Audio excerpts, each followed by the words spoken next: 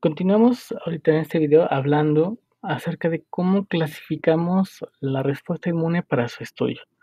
Este, que esto es bastante interesante, ¿no? Existen varias formas de clasificar y dividir la respuesta inmune. Y es importante aclarar que estas clasificaciones son meramente pedagógicas. Básicamente son simplemente para estudiar y para entender un poquito mejor los procesos que se generan en el cuerpo cuando hay una respuesta del sistema inmune. Pues en general, el proceso de toda la respuesta es un proceso completo y simultáneo, ¿no? Que tiene varias etapas y básicamente esas etapas son las que dividimos, ¿no? Y básicamente la clasificación principal dividimos a la respuesta inmune como respuesta innata y como respuesta adquirida, o en algunos libros lo van a encontrar también como respuesta adaptativa.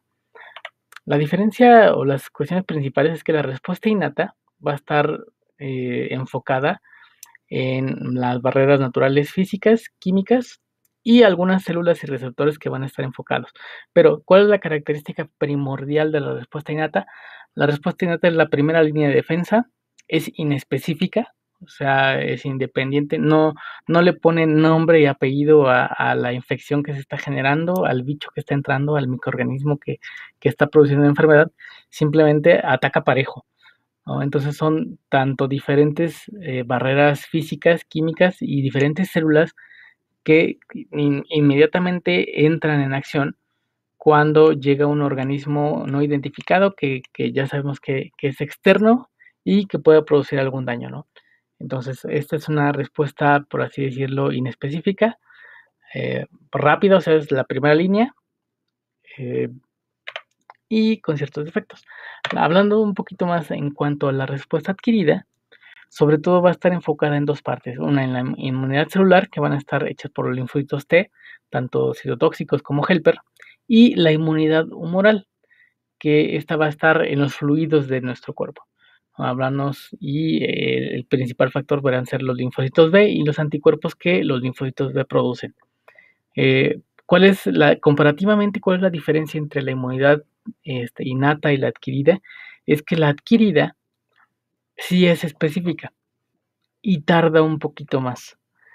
Eh, Básicamente, lo que sucede es que aquí las células ya identifican a ese organismo que está causando el daño en los tejidos de manera real, o sea, ya le ponen, ya a un nivel molecular lo identifican como ese microorganismo específico.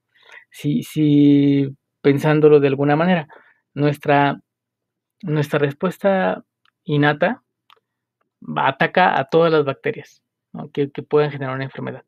Sin embargo, ya nuestra inmunidad adquirida ya le va a poner nombre de esa bacteria, ¿no? Ya va a ser una E. coli o ya va a ser una Salmonella typhi, etcétera.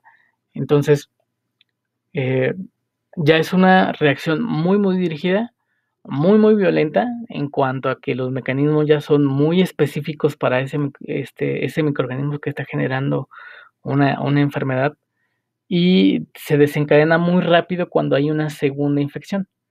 Y esta es la gran importancia de este tipo de inmunidad y sobre todo como la base en la que se fundan tratamientos como las vacunas. Entonces es muy importante entenderla para poder apreciar todavía más el enorme salto que hemos dado con un tratamiento que es bastante, bueno, que en terminología parece ser bastante sencillo, pero tiene un trasfondo teórico muy importante. Entonces, como les digo, la clasificación principal en cuanto a la respuesta inmune es innata y adquirida. Pero también a veces podemos hablar, por ejemplo, de la respuesta natural y la respuesta artificial. La respuesta natural es cuando se entra en contacto directo con el agente causante, ¿no? Por ejemplo, cuando nos vemos a un amigo que tiene un resfriado, entramos en contacto directo con el virus que le está causando el resfriado y nos contagiamos, ¿no? Entonces, ese es un contacto natural, sería una respuesta natural.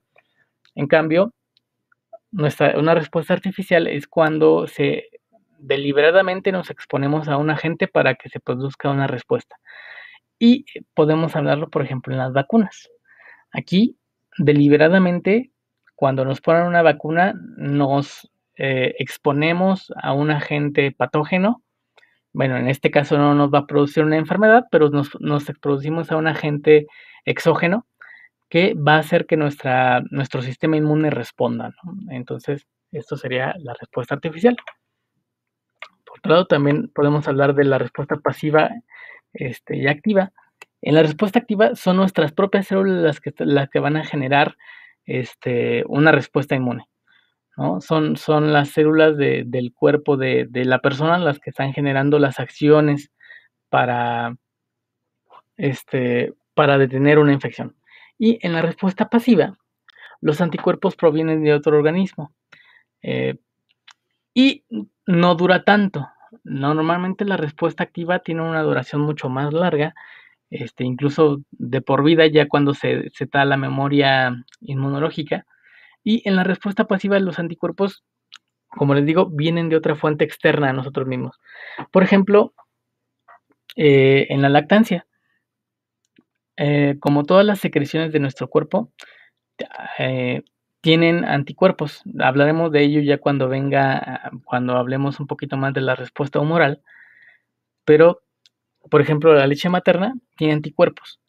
Entonces, el bebé que consume, más allá del enorme beneficio que tiene en cuestión nutricional, pues también viene un beneficio inmunológico, porque los microorganismos a los que está expuesto la madre va a generar que la madre produzca anticuerpos para esos microorganismos y se los va a transmitir a su bebé a través de la leche materna. Entonces el bebé va a estar, por así decirlo, protegido contra las infecciones que están alrededor y que la madre tiene una respuesta un poquito más rápida, un poquito más acelerada para la producción de anticuerpos que los niños, ¿no? Por eso los niños a veces se enferman tanto, porque no han estado tan expuestos a microorganismos que cualquier microorganismo nuevo les puede causar una enfermedad.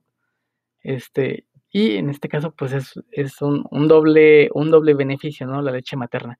Por un lado, la nutrición, por otro lado, también, pues, la cuestión inmunológica.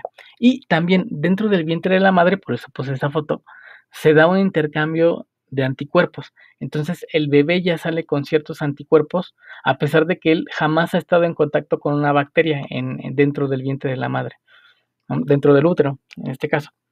Entonces, ya bien va a salir con ciertos anticuerpos que van a durar unos cuantos meses.